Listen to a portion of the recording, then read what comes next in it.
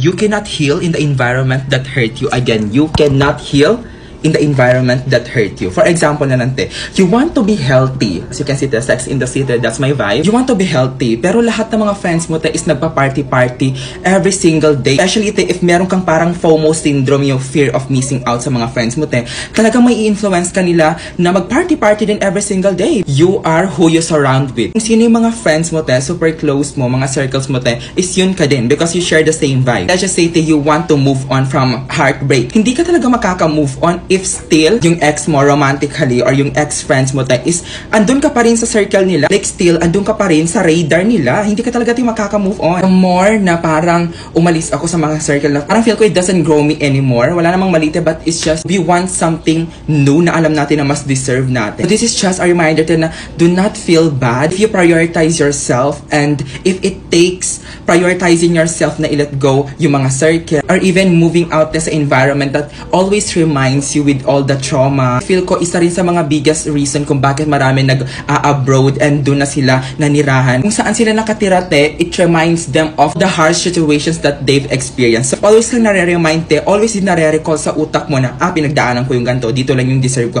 But once you experience other places te, you move out, program sa utak mo na meron pa palang ibang experiences out of this place. Meron pa palang ibang lugar out of this place. Again, te, if you want to move on easily, get out of that environment te. Really to help yourself and choose yourself this time. That's all. For more.